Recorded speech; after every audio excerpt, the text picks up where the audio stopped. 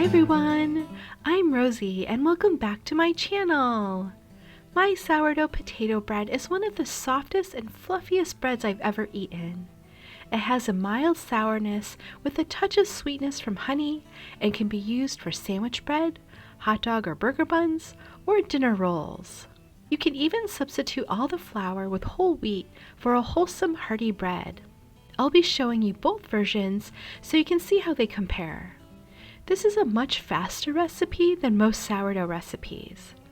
With the help of some commercial yeast, there's only one bulk rise, so you can have fresh baked bread in just a few hours. Let's get started. I'm going to boil some water in the kettle to make mashed potatoes from potato flakes. This is a really convenient option, but you can use half a cup of mashed potatoes instead. I have 1/3 of a cup of potato flakes, and I add half a cup of hot water. Then I add 2 teaspoons of Himalayan pink salt, 2 tablespoons of grapeseed oil, but you can use any vegetable oil, and 2 tablespoons of honey. You could substitute sugar for the honey or completely leave out any sweetener. Then I add 1 cup of warm water,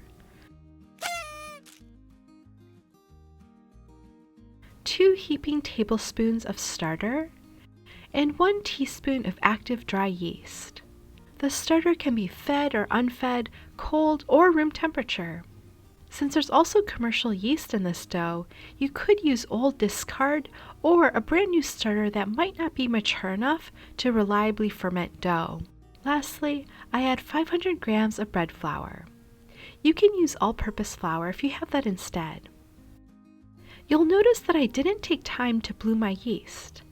I buy my yeast in bulk from nuts.com and it's incredibly reliable, so I just add it directly to the dough.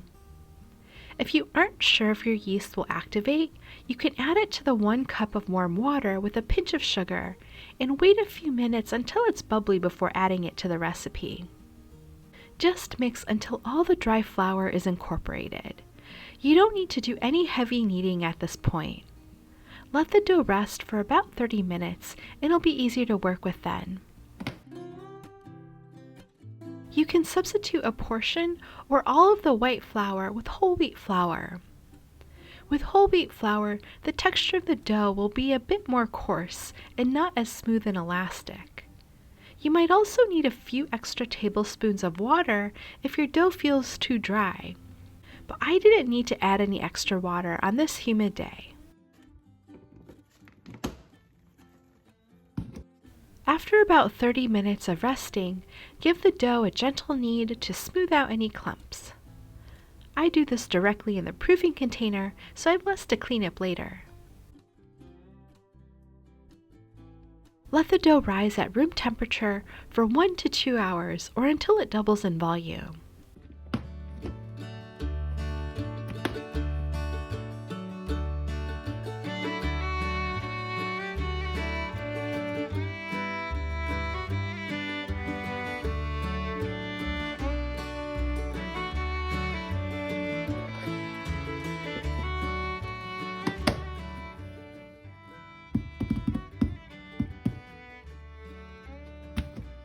Once the bread has doubled in volume, give it a little knead to deflate it and shape it for the final proof.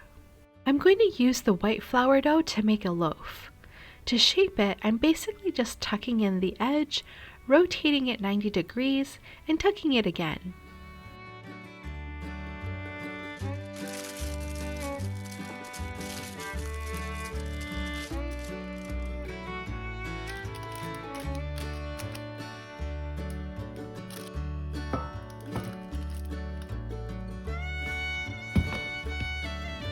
For the whole wheat rolls, I divide the dough into 8 pieces and roll each one into a tight ball.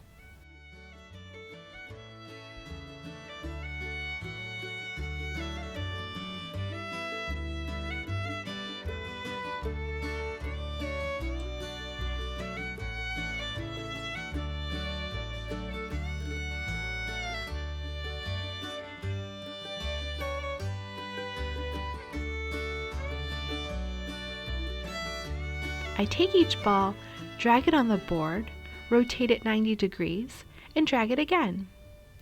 This helps create surface tension so that the rolls bake up nice and round.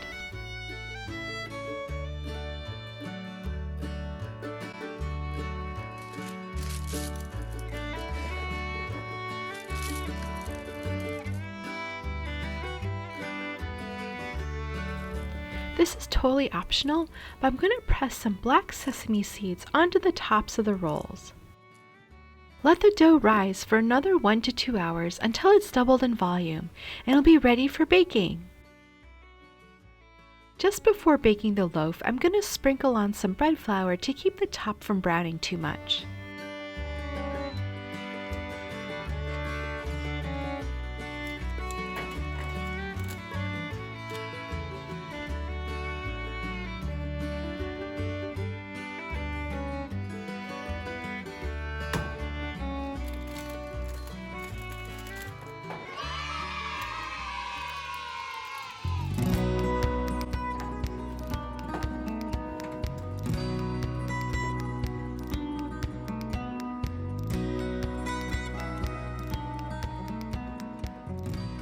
This bread is pretty delicate, especially the white flour version, so I just let them cool directly in the pan instead of transferring to a cooling rack.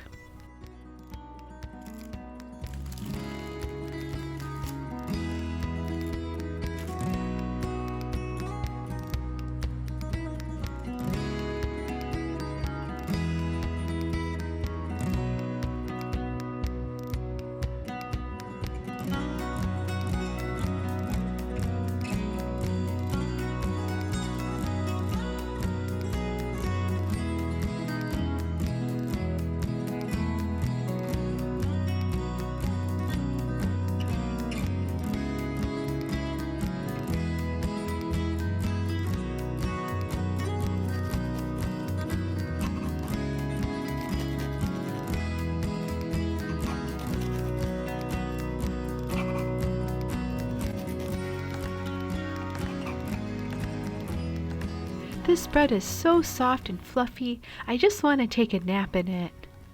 One of the best things about potato bread is that it stays this soft for days.